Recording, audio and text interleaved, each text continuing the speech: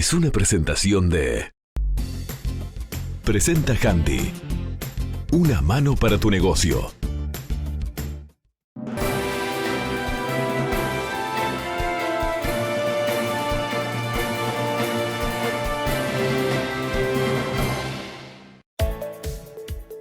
En la educación se eliminan las cuarentenas y recomiendan no ir a clases con síntomas. El uso de tapabocas queda como recomendación incluso para docentes y funcionarios. El Senado aprobó por unanimidad el proyecto de ley que envió el Poder Ejecutivo para eliminar el IVA en el pan blanco, la galleta de campaña, las pastas y fideos. El proyecto pasó a la Cámara de Diputados, que lo votará este miércoles. El índice de precios al consumo de marzo tuvo una variación mensual del 1,11% y cerró el último año móvil en 9,38% según los datos del Instituto Nacional de Estadística. La suba en alimentos como pan, cereales, carnes, leche y huevos explica parte de la variación de precios. Un hombre de 31 años y poseedor de 2 antecedentes penales fue asesinado en Las Piedras, departamento de Canelones. La víctima estaba con 2 personas cuando en determinado momento le dispararon por una ventana. El presidente de Perú, Pedro Castillo, decretó un toque de queda en las ciudades de Lima y Callao. La medida se dio ante un paro de transportistas y movilizaciones en rechazo por el alza de precios. Señoras y señores, ¿cómo están ustedes? Muy buenas noches. El gusto de saludarlos. Bienvenidos a la edición central de Red Informativa. Oficialmente estamos sin la emergencia sanitaria. A última hora de la jornada de hoy, el Poder Ejecutivo publicó allí en Presidencia de la República en su portal web lo que es el decreto con la firma del Presidente de la República y el Gabinete Ministerial, lo que hace de alguna forma oficialmente que se terminó la emergencia sanitaria. Pero ya adelantábamos en los titulares, hay algunas situaciones que ya se anuncian van a estar cambiando. Por ejemplo, lo que tiene que ver con la educación. En esta jornada, el ministro de Salud se reunió con el presidente del CODICEN y también con el ministro de Educación y Cultura. Allí se resolvió cambios a partir de lo que será la finalización de Semana de Turismo. Cuando se retomen las clases, dejarán de hacerse cuarentenas cada vez que haya un caso positivo. Sí se exhorta a que cuando hay síntomas, ya sea a estudiantes, a escolares o a funcionarios, no se concurra. También queda de lado lo que es la obligatoriedad de la utilización del tapabocas y solo será a modo de recomendación su utilización. El presidente de la ANEP y los ministros de Educación y de Salud Pública se reunieron este martes y acordaron cómo se aplica en la enseñanza el fin de la emergencia sanitaria. Vuelve la normalidad y a partir del lunes, después de Semana de Turismo, no habrá más cuarentenas. Lo último que nos quedaba es el tema de las cuarentenas, cuando existía brote en un centro educativo, en una clase, y eso no va a haber más cuarentena. Sí, la persona el niño o el mayor que tiene síntomas no tiene que concurrir, se recomiende que consulte a su médico, y los restantes también se recomienda en mayor medida el uso de tapabocas para el caso de que esté el brote, que ustedes recuerdan que son 2 o más estudiantes que tengan la enfermedad en una misma clase. Ahora, si no hay brote, ¿no tienen que usar tapabocas? Nosotros ya teníamos la recomendación de uso de tapabocas, no era más obligatorio. Lo mismo la idea es para con los docentes y los funcionarios, recomendación de uso, quitando la obligatoriedad que la teníamos. Se mantiene el uso de tapabocas en el transporte escolar. También es obligatorio para los funcionarios que manipulen alimentos. Desde que comenzaron las clases hubo 1.900 casos positivos de COVID-19 entre estudiantes, docentes y funcionarios.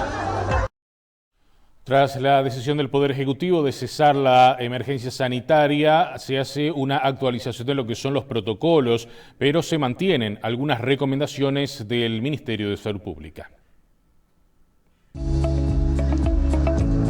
Salud Pública mantiene en su protocolo algunas recomendaciones: el lavado de manos con agua y jabón o con alcohol en gel, asegurar la ventilación frecuente de los espacios, la medición continua de CO2 en lugares donde se aglomeren personas por tiempo prolongado y adherir e insistir en la vacunación contra el COVID-19 y de las inmunizaciones previstas en el esquema de vacunación.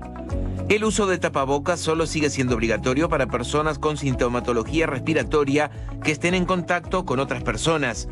En algunos casos se mantiene solo como una recomendación.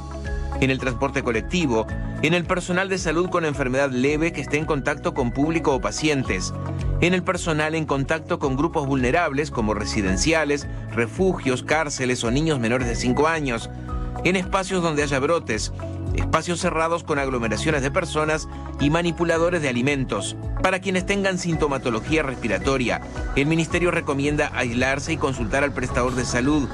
Deben minimizar la interacción con personas y no concurrir a actividades regulares. El testeo sigue siendo obligatorio en caso de infecciones respiratorias graves. También para el personal de salud o personas con factores de riesgo según indicación médica. Deben testearse también todos los casos de ingreso hospitalario por cualquier razón y quienes reciban el alta pero pertenezcan a comunidades cerradas integradas por grupos de riesgo. Los test también están indicados para quienes integren esas comunidades y hayan sido contacto de un caso confirmado de COVID-19. El nuevo protocolo establece también que los casos positivos siguen siendo de notificación obligatoria. También se deben notificar los brotes, es decir, cuando existan 2 o más infectados con posible nexo. El Ministerio seguirá monitoreando las internaciones y los fallecimientos de personas que hayan dado positivo para el coronavirus. Cuando el caso confirmado haya generado una infección respiratoria aguda grave, se hará la secuenciación para mantener la vigilancia genómica del virus. A propósito de lo que es la información de los casos diarios, el Ministerio de Salud Pública, su titular Daniel Salinas, anunció que luego de Semana de Turismo se va a cambiar lo que es la modalidad. Ya no se va a estar informando de la cantidad de casos y de fallecimientos diarios, sino que se hará un informe semanal. La utilización del tapabocas ha sido toda una situación desde el comienzo de la pandemia, el acostumbramiento del mismo, pero ¿qué pasará de aquí en más? Cuando ya no es obligatorio, sino que pasa por una recomendación. Vamos a compartir un sondeo que se hiciera hoy aquí en la capital del país, sobre todo pensando en quienes utilizan el servicio de transporte público de pasajeros. La mayoría dijo que va a seguir usando esta herramienta.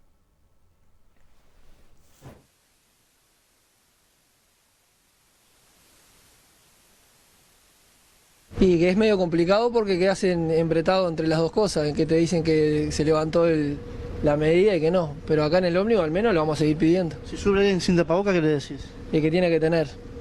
Que tiene que tener porque nos exponemos también, que estamos en un lugar cerrado, un ambiente cerrado, y creo que hay que seguirse cuidando un poquito más. Sí, en los espacios cerrados sí. En los espacios cerrados sí, es una buena costumbre. En el ómnibus capaz que sí, depende de cómo ande el ómnibus. Sí, porque ahí hay mucha gente junta. Sí, por ahora sí. ¿Por qué? Y para esperar un poco, por si hay algún rebrote. ¿Vas a subir sin tapabocas o te pones tapabocas?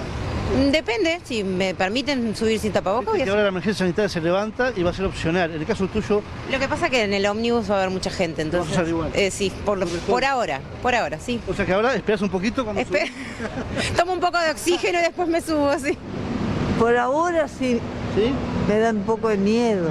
¿Te da miedo en usarlo? Sí. ¿Debería seguir siendo obligatorio en el ómnibus, por ejemplo, que se use tapabocas? Sí, mijo, yo digo que sí. El ómnibus sí, obvio. Para mí está buenísimo, porque te cubre también de lo que es el resfrío, la gripe, está bueno. Y está.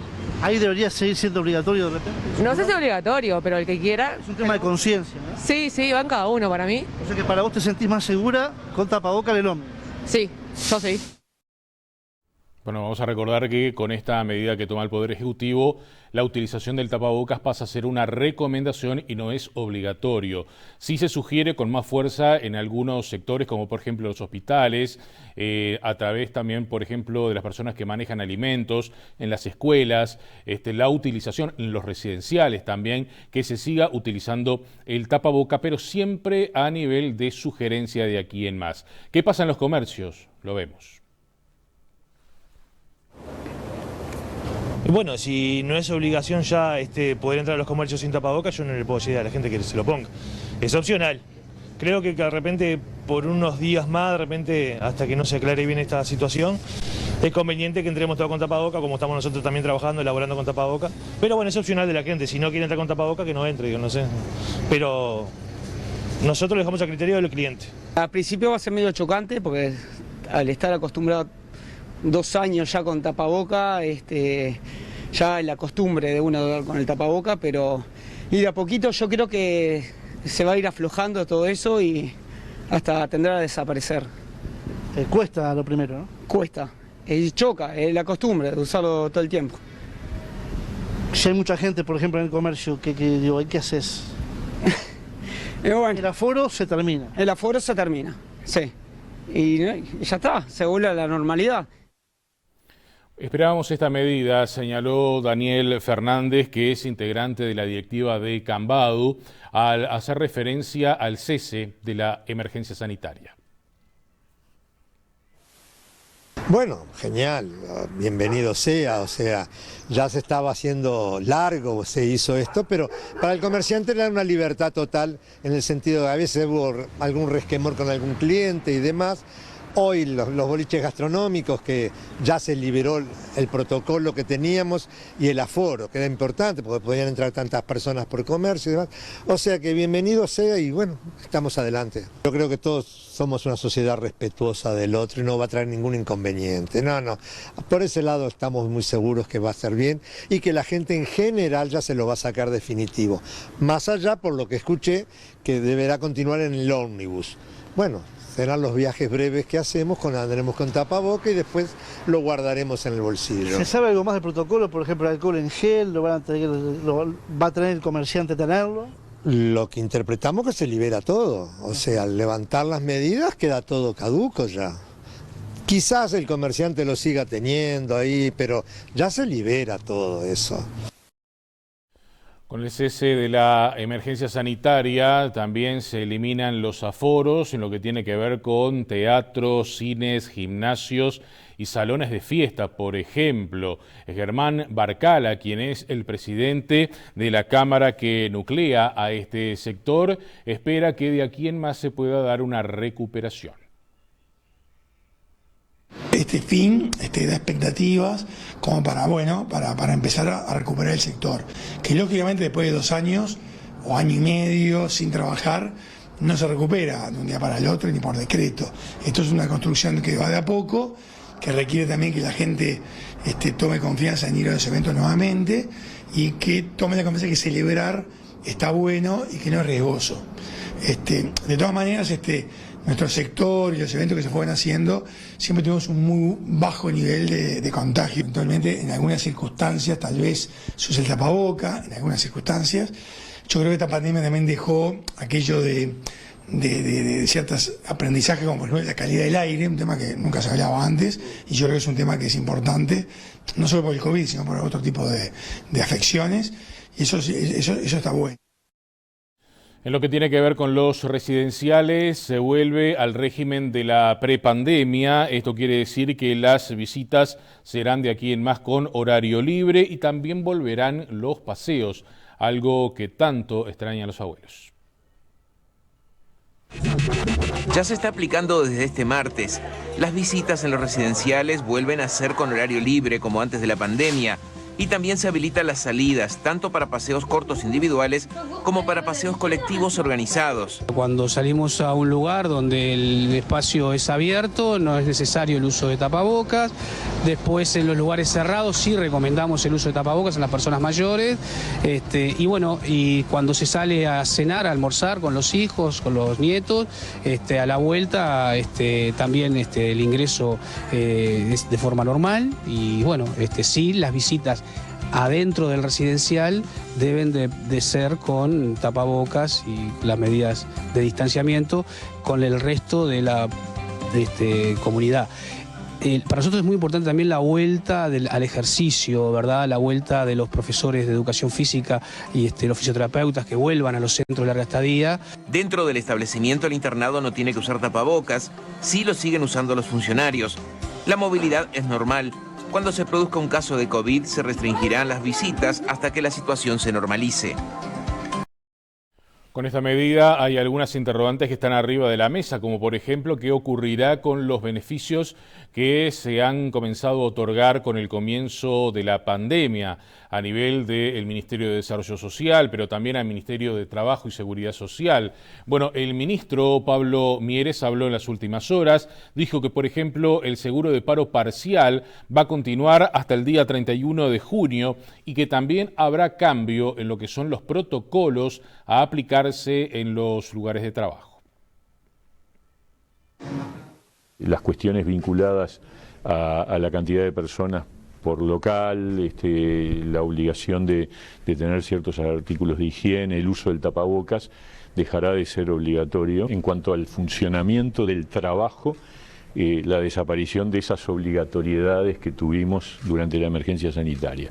Con respecto a los regímenes especiales de seguros de paro, como el seguro de paro parcial o las prórrogas extraordinarias, hay una normativa que está vigente hasta el 30 de junio que permite mantener el régimen de seguro de paro parcial y también las prórrogas extraordinarias. Con respecto a lo que son las certificaciones médicas, el subsidio por enfermedad, yo diría que esto ya cambió antes, porque en la medida que las cuarentenas dejaron de ser requeridas, salvo excepciones muy excepcionales, ya el subsidio por enfermedad se había limitado.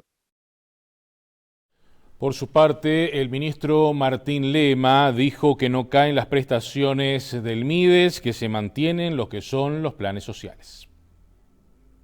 De las medidas anunciadas y de acuerdo a los plazos previstos no va a cambiar absolutamente nada. Hay medidas que son de carácter estructural, que las hemos anunciado y se van a seguir implementando. Ejemplo, la suspensión del tope de ingresos para recibir asignaciones familiares, plan de equidad, se dijo para el 2022, sigue igual. Anunciamos el bono crianza para los hogares más vulnerables que tienen niños de 0 hasta cumplir 4 años, se va a mantener durante todo el año.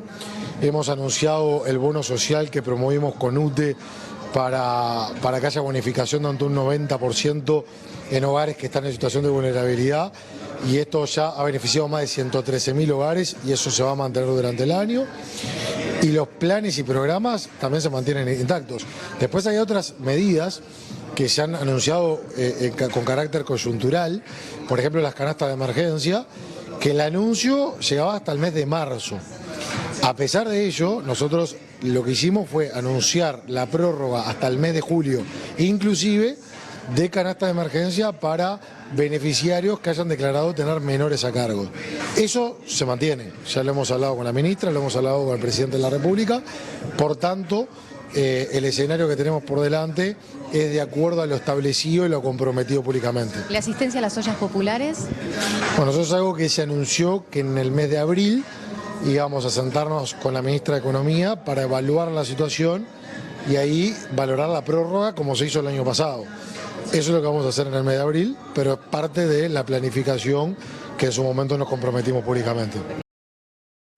Bueno, vamos a avanzar ahora con otras informaciones. Se conocieron los datos del IPC. La inflación más alta en los últimos 2 años se dio en el último mes de marzo, según el registro del Instituto Nacional de Estadística. A los 12 meses cerrados, el guarismo fue de un 9,38%. Alimentos, transporte y recreación fueron los rubros que más incidieron en la suba. La inflación se aceleró en marzo y se aleja del rango meta. En los últimos 12 meses acumulados, la inflación fue de 9,38%. Es el registro más alto desde diciembre de 2020. La variación mensual fue de 1,11% y el acumulado del año 4,42%. Los sectores que más incidieron en la variación mensual del índice son los alimentos y bebidas no alcohólicas, el transporte, la recreación y cultura, la educación, los restaurantes y hoteles y bienes y servicios diversos. Dentro del sector alimentos se destacan aumentos en pan y cereales, la carne, huevos, entre otros productos. El Parlamento votó este martes un proyecto de ley para eliminar el IVA por 30 días a las ventas de pan blanco, galletas de campaña, pastas y fideos para amortiguar las subas. La misma medida que se aprobó hace 2 semanas con el asado. Dentro del sector transporte, la variación se explica por el aumento de naftas, gasoil y pasajes de avión, y la baja en alquileres de automóviles y pasajes combinados de barco ómnibus. La variación en restaurantes y hoteles responde a aumentos en comidas en base a carnes y pescados y en base a harinas. Bueno, y hablando de harinas precisamente, vamos a hablar de precios porque en esta jornada el Senado aprobó por unanimidad lo que es el proyecto de ley enviado por el Poder Ejecutivo que prevé la quita del IVA a los productos panificados, algunos de ellos, si bien se votó por unanimidad, hubo algún reclamo allí en el Senado mediante la discusión, mediante el debate. Cabildo Abierto incluso planteó que este fuera un acuerdo de precios más amplio y no centralizarse solamente en lo que tiene que ver con los panificados. Lo cierto es que más allá de las desavenencias, se votó por unanimidad y mañana estará aprobándose también en la Cámara de Representantes. El proyecto de ley se trató en forma grave y urgente, por lo que no pasó por comisión. Por 30 días, que pueden ser 60 por decisión del Poder Ejecutivo, se exonera de IVA a pan blanco común, galleta de campaña, pastas y fideos. Creo que es absolutamente razonable esta medida, que tiene un impacto fiscal estimado de modo grueso del orden del $1.000.000 mensuales. La guerra entre Rusia y Ucrania agravó un contexto internacional de aumento de precios que había comenzado varios meses atrás. Por eso la oposición considera que esta decisión del gobierno llega tarde y es insuficiente. Los panificados son el 2.8% en promedio del valor de la canasta. Si le sumamos el 1% que pesan los asados, tenemos un 3,8%. El IVA significa un 10%, o sea, un 0,38%. O sea que si mi hogar gana 50.000 pesos, me ahorraré por un mes 190 pesos. El Frente Amplio reclamó adelantar los ajustes salariales y de jubilaciones para detener la pérdida del salario real. En la coalición también consideraron insuficiente la propuesta del Poder Ejecutivo. Pedimos la exoneración de IVA a una canasta importante de productos de primera necesidad que comprende no solo la harina, el azúcar, fideos, arroz, aceite, sal, polenta, pulpa de tomate, lentejas, porotos, leche en polvo, huevos, cocoa, café, avena, carnes vacunas, picada, paletos, obuco, falda, pollo, carne de cerdo y pan, flauta o galleta de campaña. Pese a las críticas, por unanimidad el Senado dio media sanción al proyecto. Nos vamos ahora a otras informaciones que compartimos con ustedes en esta edición central. Por tercera vez se incautó por parte de las autoridades en nuestro país cocaína rosada. Esto ha llamado la atención de las autoridades de gobierno. Incluso el propio ministro Luis Alberto Heber hizo una advertencia de los riesgos de esta sustancia.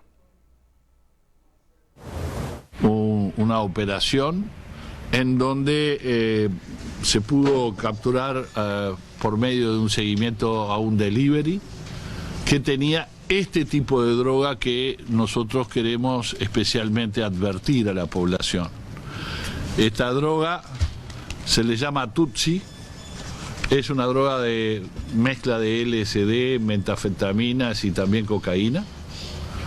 Esto mata a mucha gente, esto es enormemente peligrosa y que lamentablemente con venezolanos que actuaron en la difusión se pudo conseguir y seguir a esta señora. Los detalles lo puede dar el jefe, vuelvo a decir venezolana ella y también la otra persona. Las dos personas eran venezolanas que estaban haciendo esto que es enormemente peligroso. Bueno, y hablando de estos temas, la justicia del departamento de Rivera condenó a una pareja de paraguayos que intentó ingresar a nuestro país 214 kilos de marihuana. 3 años de penitenciaría en cumplimiento efectivo fue la condena del hombre de 35 años por un delito de transporte e importación de sustancias estupefacientes, ambos en concurrencia, fuera de la reiteración. En tanto, para el acompañante, una joven de 19 años, se la condenó a cumplir la pena de 12 meses de prisión por un delito de asistencia a la actividad delictiva. El hecho se dio, tal como informáramos en Canal 4, cuando la pareja fue detenida en el control de Curtiseiras, a 5 kilómetros kilómetros del centro de Rivera, luego de dar ingreso por Migraciones, donde se generó la sospecha por parte de efectivos de la Brigada Antidrogas que procedieron a revisar el vehículo con matrícula paraguaya, en el que viajaban los 2 ciudadanos también oriundos de ese país. Se presume que la droga habría partido desde Paraguay, pasando por Brasil, desde donde intentaron ingresar al Uruguay con el objetivo de llegar a la capital del país. Los 214 kilos de marihuana estaban dispuestos en ladrillos, ocultos entre la carrocería del vehículo.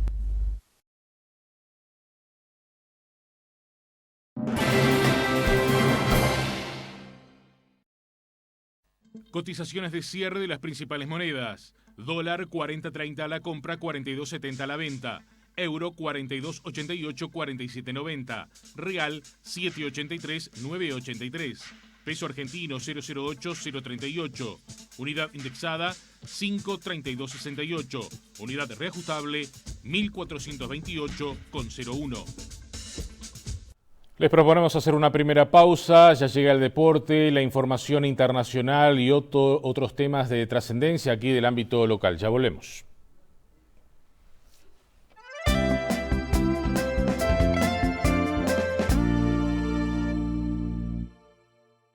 Hola, ¿cómo andan? Soy Federico del Autoservice. ¿Y saben qué? Desde que tengo Handy puedo cobrar con todas las tarjetas del mercado. Además, recibo el dinero mucho antes. Veo todas mis ventas y cobros en un solo lugar. Tengo acceso a préstamos y encima me dan el post. En el barrio me dice: Fede, ¡te vas para arriba! Llegó Handy, una nueva forma de cobrar, única en Uruguay. Acepta todas las tarjetas con un solo contrato. Vende online y por redes sociales. Visualiza todas tus ventas en nuestra aplicación. Cobra en el día y accede a préstamos. Y además, te damos el post. Hacé crecer tu negocio. Entrá ya a handy.uy. Handy, una mano para tu negocio. Se acerca el aguinaldo y como todos los años, volvió Triplicash. Con Triplicash te llevas 3 aguinaldos. Sí, Triplicash tu aguinaldo. Llévate el dinero en efectivo al instante. Vení, te esperamos con la calidez de siempre en nuestras sucursales de todo el país. Hoy más que nunca, sabemos que los que escriben la historia del futuro son los maestros, y ellos marcarán la vida de las futuras generaciones. Si tu vocación es ser un educador del siglo XXI, te ofrecemos una formación profesional de alta calidad. Inscripciones abiertas para las carreras de maestro en educación primaria y maestro en la educación de la primera infancia. ¿Querés ser parte del futuro? Te esperamos. Informate por el 2901-1254. Detrás de cada ganador hay un vendedor, como Mónica, que en Aiguá vendió una raspadita de 40 pesos y su cliente ganó 20.000. O Milton de Pando, que con una raspadita horóscopo de la suerte, su cliente ganó 700.000. Estela de 33 vendió una raspadita Car One y su cliente ganó una camioneta 0 kilómetro. ¿Qué tal? Y ni te digo José de Villa Soriano, que vendió una raspadita Super Bingo de 50 pesos y su cliente terminó ganando 4 millones de pesos. Con Raspadita, descubrí el ganador que hay en vos. ¿Sabés lo que es tener la mirada triste, vacía, sin brillo? No tenés energía, no tenés ganas de nada. Tengo una foto. Este era yo. Mirá cómo cambié. Mirá cómo cambió mi mirada. El grupo es fundamental porque te apoya, te da energía, te alegra, te enseña. Un día dije, voy a cambiar kilómetros por kilos. Ahora voy por la media maratón. 21 kilómetros, 21 kilos menos. El éxito de los grupos de adelgazamiento ahora también lo podés lograr por internet. No tenés ni que moverte de tu casa. Ahora no hay excusas. Llame o envíe un mensaje para recibir más información. Comunicate por WhatsApp. De pago en pago vamos andando, de pago en pago la conocí. De pago en pago, yerba, yerba. Claro que sí. Distribuye Botica del Señor.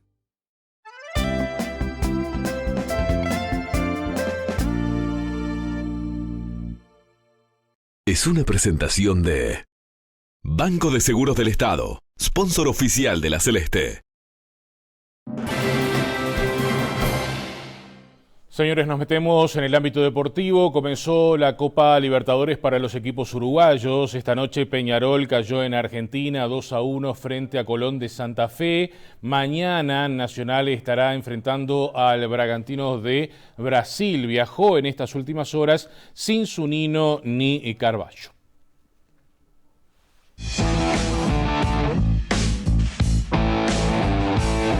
Nacional ya se encuentra en Sao Paulo para enfrentar este miércoles desde las 19 horas a Red Bull Bragantino en lo que será el primer partido de los tricolores en la fase de grupos de la Copa Libertadores 2022. El equipo de Pablo Repeto tendrá 2 bajas, ya que Felipe Carballo se encuentra suspendido tras la expulsión sufrida ante Peñarol por Copa Sudamericana el año pasado, y tampoco estará Matías Zunino, que sufrió una lesión el sábado ante Plaza Colonia. Igualmente, los tricolores tendrán los retornos de Brian Ocampo y del Colo Ramírez, que viajaron y serán parte del plantel. Nacional entrenó este martes por la mañana en Los Céspedes y sobre el mediodía partió rumbo a Brasil. El equipo que se perfila para enfrentar a Bragantino tendría a Roget en el arco y como capitán. Línea de 4 en el fondo con el Pumita Rodríguez, Leo Coelho, Marichal y Cándido. En el medio estarían el Torito Rodríguez y Jonathan Rodríguez en el doble 5. Por derecha ingresaría Diego Zavala. Por izquierda jugaría el colombiano Alex Castro. Y la duda está en si juega Monseglio o si Alfonso Treza se mete de arranque en el equipo titular. Como delantero centro comenzará Franco Fagundes. Nacional jugará en este estadio el Navi Adi Chedid, que tiene una capacidad para unos 17.000 espectadores. Es un estadio chico ubicado en la ciudad de Braganza. El equipo de la compañía austríaca tiene en sus filas a un ex Nacional, Emiliano Martínez, pero el volante está lesionado y no jugará ante los tricolores. Arranca la Copa Libertadores para Nacional de visita en Brasil ante Red Bull Bragantino. Bueno, vamos a escuchar y ver ahora la palabra del técnico de los tricolores, Pablo Repeto, quien consideró que este será sin lugar a dudas uno de los partidos más difíciles de la serie.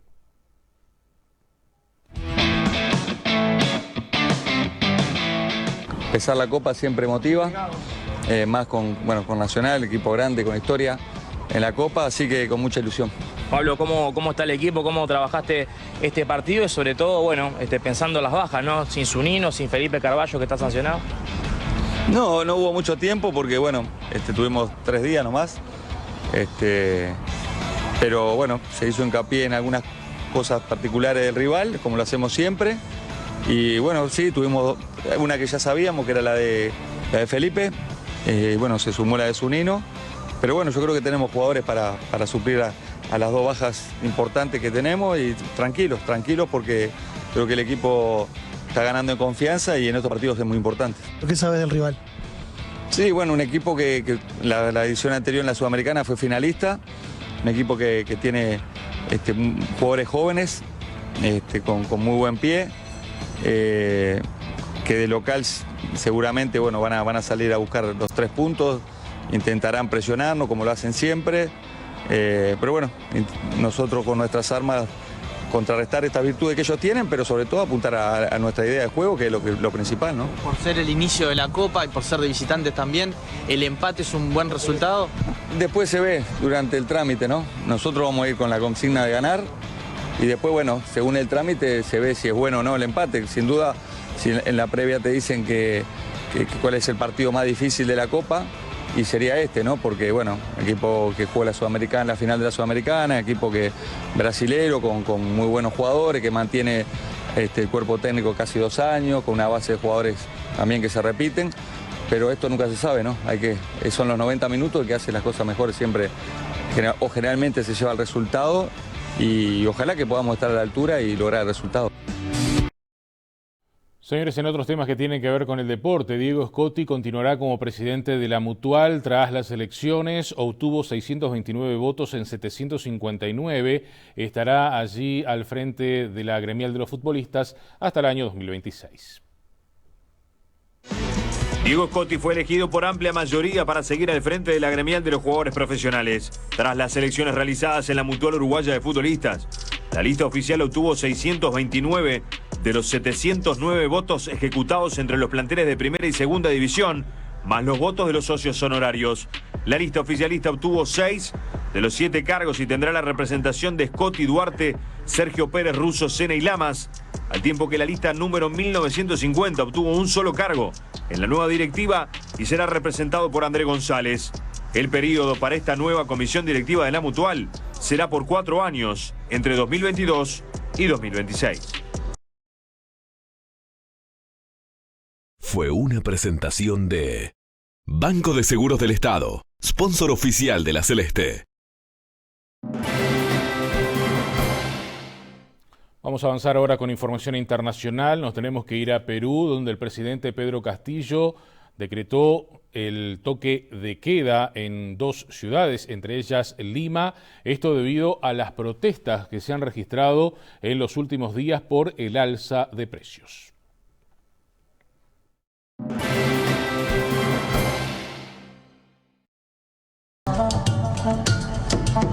El gobierno peruano decretó un toque de queda durante gran parte de este martes en Lima y el vecino puerto del Callao, donde viven 10 millones de personas tras un paro parcial de transportistas que causó bloqueos de rutas y disturbios el lunes. Los limeños se vieron sorprendidos por la medida, anunciada sobre la medianoche por el presidente Pedro Castillo en televisión, ya que los incidentes violentos más graves se registraron en provincias y no en la capital. El Consejo de Ministros ha aprobado declarar la inamovilidad ciudadana desde las 2 de la mañana hasta las 11:59 de la noche del día martes 5 de abril, para resguardar los derechos fundamentales de todas las personas. Diversos hechos de violencia, incluidos la quema de casetas de peaje en rutas, saqueos de algunos comercios y choques entre manifestantes y la policía, se produjeron en diversas zonas de Perú en la primera paralización que enfrenta el gobierno de Castillo, en el poder desde hace 8 meses. La Unión de Gremios del Transporte Multimodal de Perú reclama contra el alza de precios de los combustibles y los peajes. Hago un llamado a la calma, a la serenidad. La protesta social es un derecho constitucional, pero debe hacerse dentro del marco de la ley. Patrullas militares y policiales custodiaban este martes las calles semivacías de Lima, haciendo cumplir el toque de queda diurno decretado por el presidente Pedro Castillo. Los comercios estaban cerrados, las clases fueron suspendidas y el transporte público era casi ausente en la capital y en el vecino puerto del Callao. Agreguemos a esta información que un diálogo mantenido a nivel del Congreso posibilitó el levantamiento del toque de queda en las últimas horas allí en Perú. Vamos a hablar ahora de la guerra, nos vamos al continente europeo. Volodymyr Zelensky, el presidente de Ucrania, reclamó al Consejo de Seguridad de la ONU que excluya a Rusia. De lo contrario, dijo que hay que cerrar las Naciones Unidas. El presidente ucraniano Volodymyr Zelensky instó al Consejo de Seguridad de la ONU a actuar inmediatamente ante los crímenes de guerra que, según afirma, cometió Rusia contra su país. En Ucrania, las tropas rusas mataron a la gente en sus apartamentos, en sus casas con granadas, aplastaron a civiles con tanques cuando estaban en sus coches en la carretera, solo por placer, dijo Zelensky en un discurso directo por video ante la máxima instancia de la ONU en Nueva York. El mandatario ucraniano pidió que el Consejo de Seguridad excluya a Rusia, uno de sus 5 miembros permanentes, y abogó por una reforma del sistema de Naciones Unidas para que el derecho al veto no signifique derecho a morir. Zelensky dijo que la ONU tiene 2 opciones: excluir a Rusia o disolver al organismo por completo. Las Naciones Unidas pueden simplemente cerrar. Damas y caballeros, ¿están listos para cerrar la ONU? ¿Creen que es momento de que se pierda la ley internacional? Si su respuesta es no, tienen que actuar inmediatamente. La Carta de la ONU debe ser restaurada inmediatamente. El sistema de la ONU debe ser reformado inmediatamente para que el veto no signifique derecho a morir. Su discurso se produjo bajo el impacto del hallazgo durante el fin de semana de decenas de civiles muertos en Bucha y otras localidades de la región de Kiev tras el repliegue de las tropas rusas. Zelensky acusó a Rusia de tratar a Ucrania como una colonia, algo que rechazó el embajador de Moscú ante la ONU, Vasily Nevencia.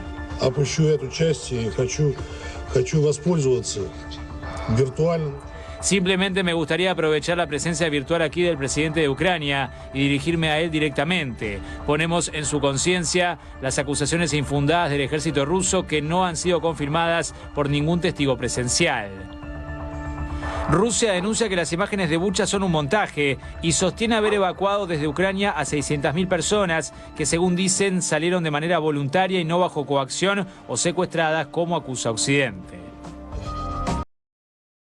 Bueno, y a todo esto les contamos que Rusia avanza para controlar la región del Donbass tras su repliegue de Kiev. Rusia avanza para tomar el control de todo el Donbass, una importante región en el este de Ucrania, y crear así un puente terrestre con Crimea, territorio anexionado por Moscú en 2014, según afirmó este martes el secretario general de la OTAN, Jens Stoltenberg. En las próximas semanas esperamos un avance ruso en el este y sur de Ucrania para intentar tomar el control de todo el Donbass. Estamos en una fase crucial de la guerra, advirtió en una rueda de prensa en la víspera de una reunión de los ministros de Exteriores de la Alianza. 2/3 de las tropas rusas que ocupaban la región de Kiev desde el comienzo de la invasión se han replegado en Bielorrusia, afirmó en tanto el Pentágono estadounidense, que considera probable que se trate de una reorganización para atacar en otra parte de Ucrania. Varios bombardeos se registraron en la noche del lunes al martes en Kramatorsk, ciudad en el este de Ucrania que está aún bajo control de Kiev, aunque amenazada por la ofensiva de las tropas rusas. Según la agencia France Press, los disparos, probablemente misiles o cohetes de largo alcance, destruyeron una escuela en el centro de la localidad, vecina a un edificio que es sede de la policía. Desde que Rusia retiró sus tropas de las regiones de Kiev y del centro norte del país y anunció que concentraba sus esfuerzos en la liberación del Donbass en el este de Ucrania, la zona vive con la angustia de una gran ofensiva rusa. Las Fuerzas Armadas ucranianas están desplegadas desde 2014 en una línea de frente que bordea Donetsk y Lugansk, capitales de estas dos repúblicas separatistas prorrusas del mismo nombre, y llega hasta Izium, en el noroeste, recientemente conquistada por Ucrania. Para cerrar el capítulo de la guerra allí en Ucrania, a todo esto Rusia podría ingresar en una cesación de pagos, en un default, algo que no ocurre desde el año 1918 aproximadamente, y esto debido a la presión económica que está haciendo la Unión Europea, pero fundamentalmente los Estados Unidos. Estados Unidos impide desde el lunes que Moscú pague sus deudas con fondos depositados en el sistema financiero estadounidense como forma de incrementar su presión por la invasión a Ucrania, según informó este martes el Departamento del Tesoro. Rusia debe elegir entre drenar las reservas valuadas en dólares que le quedan, conseguir nuevos ingresos o caer en default, dijo un portavoz del Tesoro a la agencia France Press. Washington tomó esta medida el lunes, fecha límite para que Rusia efectuara otro pago de su deuda. Rusia ya enfrentó varios vencimientos desde fines de febrero, cuando lanzó la invasión a Ucrania. Además, Estados Unidos adoptará este miércoles, en coordinación con la Unión Europea y el G7, nuevas sanciones contra Rusia, como prohibir cualquier nueva inversión en ese país, según informa la agencia France Press. Estas medidas, en respuesta a la invasión rusa de Ucrania, incluirán además otras sanciones contra instituciones financieras y empresas públicas en Rusia y sanciones a funcionarios del gobierno ruso y sus familiares.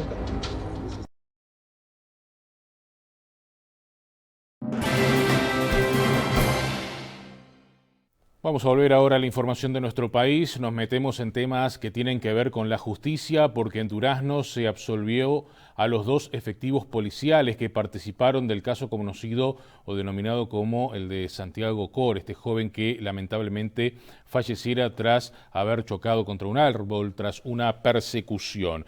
Pese a que un efectivo admitió haber golpeado a este joven durante esa persecución, la jueza entendió que esto no era un abuso de funciones. La fiscal Bárbara Zapater anunció que va a apelar esta resolución. La justicia absolvió a 2 policías acusados por Fiscalía de Abuso de Funciones y Homicidio tras la muerte de Santiago Cor en Durazno, un joven de 20 años que chocó contra un árbol cuando era perseguido por los agentes. Los efectivos le habían pedido que se detuviese porque su moto tenía un caño tronador, algo que prohíbe la ley. La jueza Patricia Ornes entendió que ante la orden de un funcionario policial, el joven debió detenerse, salvo que existiera una causa de fuerza mayor que se lo impidiera. Ornes sostuvo que el joven decidió continuar su marcha haciendo caso omiso. La fiscal de Durazno, Bárbara Zapater, había pedido la pena de 5 años y 7 meses de prisión para los policías por los delitos de homicidio con dolo eventual y abuso de funciones. Zapater apelará el fallo. Fueron analizados todos los medios de prueba que se diligenciaron y algunos fueron analizados parcialmente. Eso no quiere decir que no respetemos la sentencia judicial, sino que simplemente no la compartimos y por ello es que vamos a apelar. La fiscal entiende que el delito de abuso de funciones quedó más que acreditado. La jueza reconoce en varias partes de su sentencia que hubieron golpes por parte de la policía hacia la víctima. Golpes proferidos por uno de los imputados e inclusive el propio imputado reconoció que había golpeado en varias oportunidades mientras se daba esa persecución a la víctima. Eso nos llama poderosamente la atención porque la jueza considera de que eso es una irregularidad, pero no es un delito de abuso. También sostuvo que quedó demostrado que hubo una persecución a más de 90 kilómetros por hora a un joven que estaba asustado.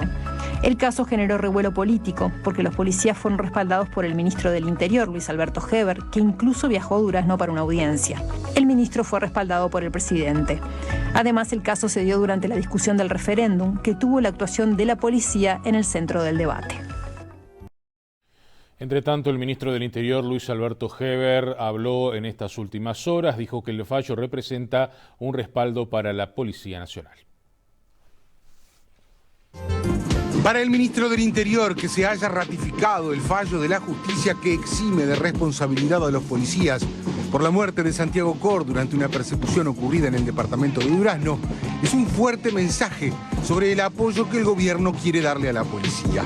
Heber habló del tema durante una conferencia de prensa que se realizó este martes en la Dirección Nacional de Represión al Tráfico Ilícito de Drogas. Ustedes saben que yo específicamente me trasladé a Durazno a dar nuestro apoyo, no teníamos ninguna duda de que los policías habían actuado correctamente en función de lo que establece la ley de procedimiento policial, pero es una tranquilidad que la jueza haya ratificado esto y no me parece apropiado calificar su actuación, solamente respetar su fallo. Si hubiera sido contrario, nosotros hubiéramos respetado también el fallo.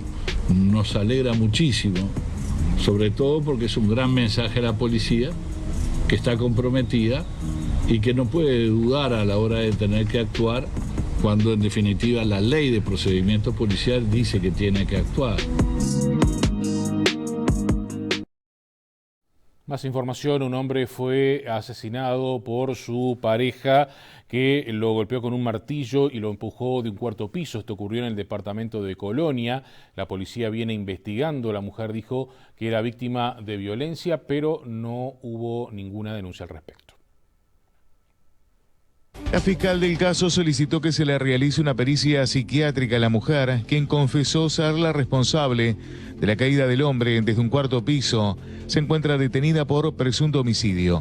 Efectivos fueron al lugar luego de ser notificados por vecinos de que una persona estaba caída en el patio de uno de los apartamentos. Fuentes policiales indicaron que, según testimonios, se escucharon discusiones y ruidos en el apartamento que compartía el ahora fallecido y su pareja. Hoy continúan las actuaciones.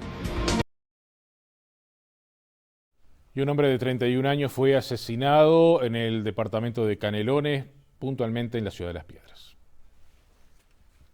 Ocurrió en horas de la noche de este lunes en una vivienda de Opa Opa y Juana de Arco en el barrio Obelisco, en la ciudad de Las Piedras. En el lugar estaba la víctima, un hombre de 31 años y otras dos personas, entre ellos el dueño de casa. Según los datos que maneja la policía, el fallecido había llegado a visitar a un amigo luego de tener una discusión con su pareja. En determinado momento, mientras los amigos conversaban a través de la ventana, apareció un hombre que, esgrimiendo un arma de fuego, le disparó 3 veces a la víctima, en un brazo, una pierna y en el tórax, y el hombre murió de manera inmediata. Cuando se avisó el 911 concurre la policía local, luego policía científica y también el departamento de homicidio, conjuntamente con la fiscalía a cargo, donde se realiza el relevamiento de la escena. Estamos trabajando en los primeros pasos, recomposición de los hechos, recogiendo testimonios y testimonios de cámara, para ver qué pasó. ¿Hay posibles causas? No tenemos una posible causa, se está indagando personas allegadas a la víctima para determinar eso. Sí podríamos decir que la persona tenía 2 antecedentes, pero no hacen a la causa del homicidio. Entonces estamos en primera etapa de recolección de datos. Un hombre de 45 años perdió la vida en un choque entre 2 camiones ocurrido en Ruta 5 en el departamento de Canelones. El siniestro tuvo lugar sobre las 22:30 horas de este lunes, a la altura del kilómetro 47 de Ruta 5, próximo al empalme con la Ruta 62, cuando un camión semirremolque que cargaba piezas de hormigón de una grúa que se dirigía desde el sur hacia el norte, se cruza de senda chocando el lateral derecho de otro camión que se dirigía en sentido contrario. Como consecuencia del impacto, el conductor que circulaba en el primer vehículo, un hombre de 45 años de edad, falleció atrapado entre los hierros de la cabina. Según señalaron testigos, el pesado vehículo con la carga se cruzó de senda retornando a su carril cuando el segundo vehículo intentó evitar la colisión, saliendo hacia su izquierda e impactando en el lateral derecho de la cabina. El ruido del impacto y la caída de las piezas que transportaba fueron escuchadas como una explosión por varios vecinos de algunos barrios de la ciudad de Canelones. Vamos a hacer una nueva pausa en esta edición central, ya vamos a venir para el tramo final, tenemos más noticias para compartir con ustedes.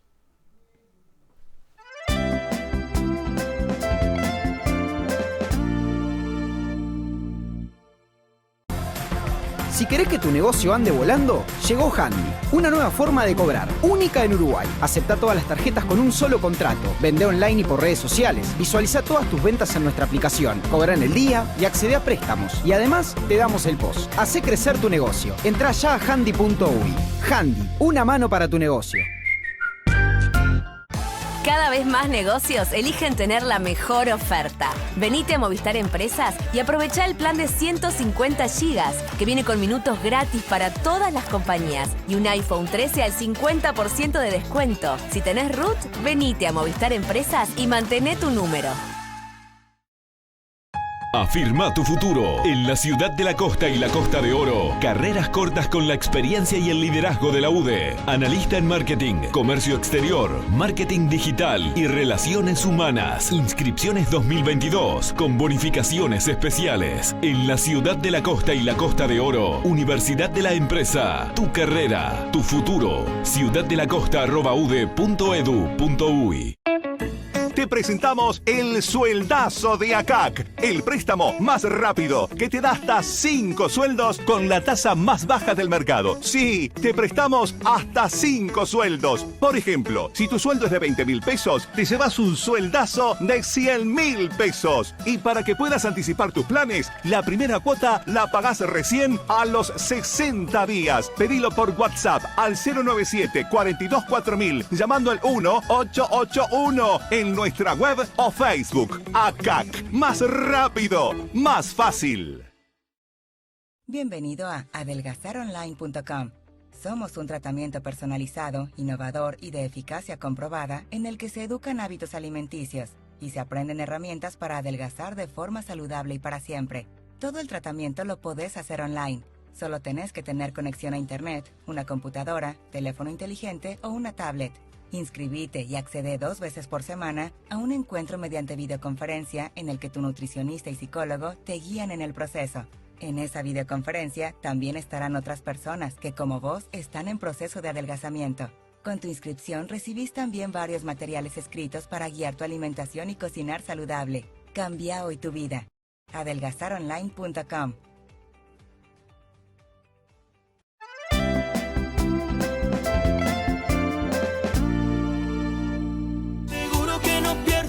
Pero seguimos adelante con más información en esta edición central. Una adolescente de 16 años denunció haber sido violada en una fiesta de los jóvenes del Partido Nacional, donde se celebraba el triunfo del no.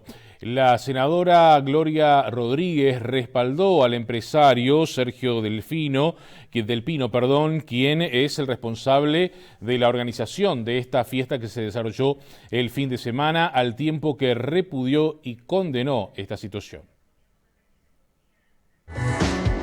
La senadora dijo que condena y repudia hechos de violencia y abuso. Es un repudio total, nos solidarizamos con la chica, obviamente, con la familia y con los jóvenes, del Partido Nacional que estaban allí, porque tampoco podemos ponerlos todos en una misma bolsa cuando esto está en investigación. La senadora manifestó su disposición a colaborar con la justicia ante la denuncia de abuso sexual durante una fiesta de jóvenes del Partido Nacional el viernes pasado. El evento fue en un establecimiento que es propiedad de Sergio Del Pino, suplente de Rodríguez en el Senado. Del Pino le prestó el lugar a la Comisión Departamental de la Juventud, que fue la que organizó el evento. Sabemos perfectamente de su trayectoria empresarial y bueno, lo mismo que a los jóvenes. Acá los responsables son quienes tienen que pagar. En un comunicado divulgado este martes, Del Pino señaló que aportó a la policía las imágenes de las cámaras de seguridad del lugar. El senador suplente manifestó enorme pesar por el hecho denunciado y su confianza en el actuar de la justicia para dilucidarlo. Señores, la Corte Electoral culminó con lo que es el escrutinio de los votos del referéndum contra los 135 artículos de la Ley de Urgente Consideración y el no obtuvo finalmente un 50%. Los votos observados ampliaron levemente la diferencia a favor del no. Sobre el total de votos válidos y contando los observados, el sí consiguió el 48,7% de los votos, el no llegó al 50% y hubo 1,3% de votos en blanco. Los votos al no y en blanco, sumados, superaron al sí por 2,6 puntos. La Corte Electoral terminó este lunes el escrutinio departamental del referéndum del domingo 27. El resultado final confirmó que la Ley de Urgente Consideración se mantiene tal como fue aprobada en julio de 2020. La papeleta rosada del sí fue la más votada en Montevideo, en Canelones y en Paysandú. El no ganó en el resto de los departamentos del país. En total votaron casi 2.300.000 uruguayos, de los casi 2.700.000 habilitados. Hubo algo más de 82.000 votos anulados. Bueno, y antes del final les contamos que en aguas uruguayas, más precisamente frente a las costas de Maldonado, se encuentra un imponente portaaviones de los Estados Unidos de 48 años que va rumbo al estado de Texas a ser desguazado. Viene desde el Pacífico, no pudo pasar por el canal de Panamá debido a su tamaño. Para que tengan una referencia, este portaaviones fue utilizado en aquella recordada película del año 1986, Top Gun.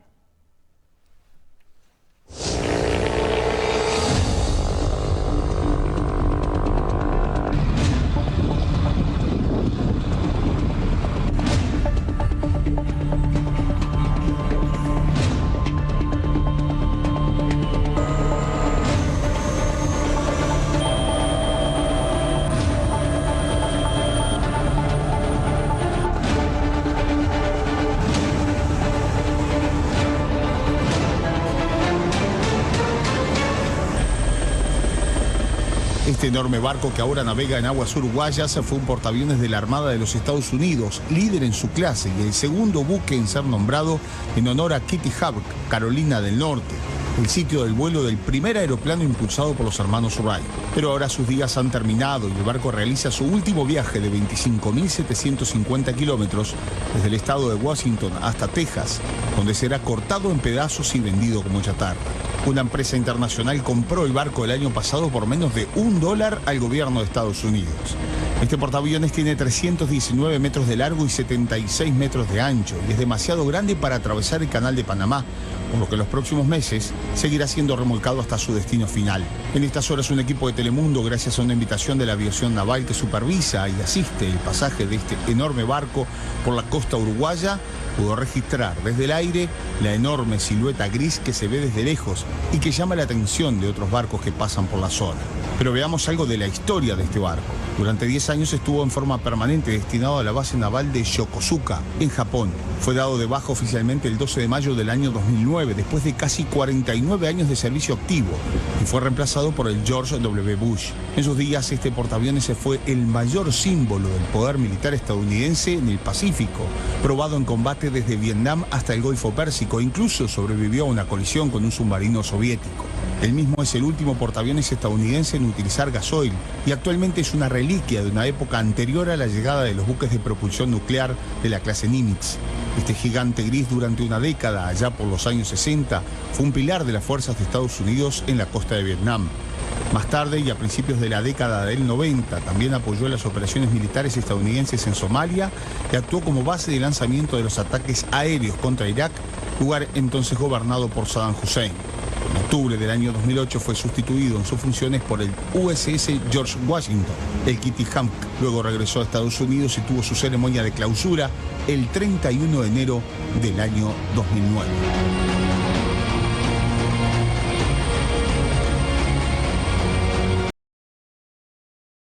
Antes del final compartimos con ustedes 3 informaciones destacadas. El ministro de Desarrollo Social, Martín Lema, aseguró que la cartera mantendrá la asistencia social tras el fin de la emergencia sanitaria. Ya hace tiempo venimos trabajando para la pospandemia, aseguró el secretario de Estado. El SINAE reportó que se realizaron 8.784 test y se detectaron 840 casos nuevos de COVID-19. Durante la jornada hubo 2 fallecimientos. Actualmente hay 4.933 casos activos y 35 personas están en centros de cuidados críticos. La justicia de Rivera condenó a una pareja de paraguayos que trasladaba 214 kilos de marihuana ocultos dentro del interior de la camioneta en la que viajaban. El procedimiento policial que los detuvo se dio a la altura del kilómetro